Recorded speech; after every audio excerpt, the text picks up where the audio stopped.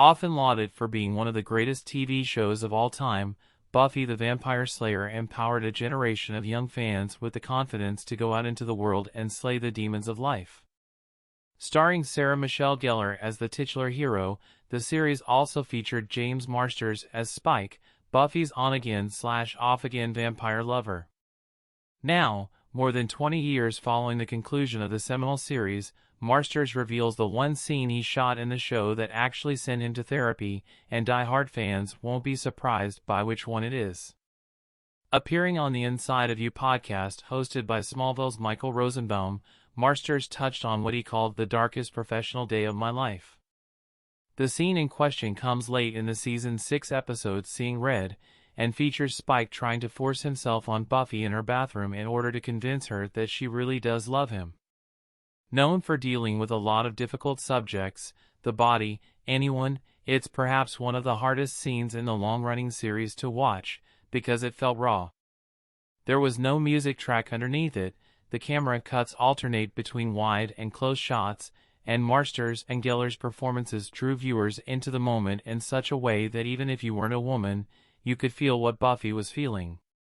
Buffy sent me into therapy, actually, he said of the difficult shoot. It's a problematic scene for a lot of people who like the show. It certainly is, as it not only deals with the subject of sexual assault, but it shows a vulnerable side to the Slayer that fans weren't used to. There was everyone's hero, the very same one that took down powerful villains such as the Master, Glory, and Adam, lying on the bathroom floor in her robe crying out in pain and begging for Spike to stop. It wasn't until she managed to kick him off of her that he relented, and as she pointed out, if she hadn't, Spike would have kept going. With tears in her eyes she says, "Ask me again why I could never love you?" It's a moment in time that still turns the stomachs of fans to this day. With the episode being credited to Stephen S. DeKnight, who would later go on to create the hit series Spartacus, Marsters also revealed in the same interview with Rosenbaum how the scene in Seeing Red came about, mentioning that it took the old adage "right what you know" to a whole new level. The writers were being asked to come up with their worst day, the day that they don't talk about, their dark secret, the one that keeps them up at night, when they really hurt somebody or when they really got hurt or made a big mistake of some kind, and then slap metaphoric fangs on top of that dark secret and tell everybody about it.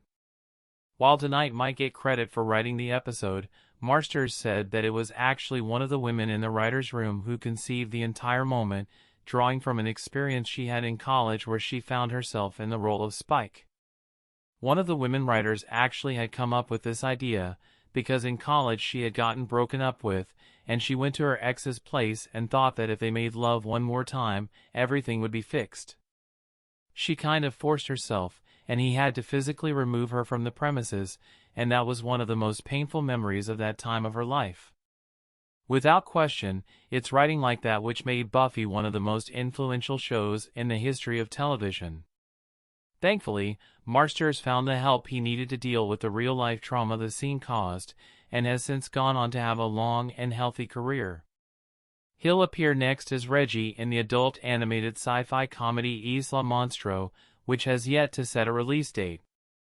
All 7 seasons of Buffy the Vampire Slayer are available to stream on Hulu.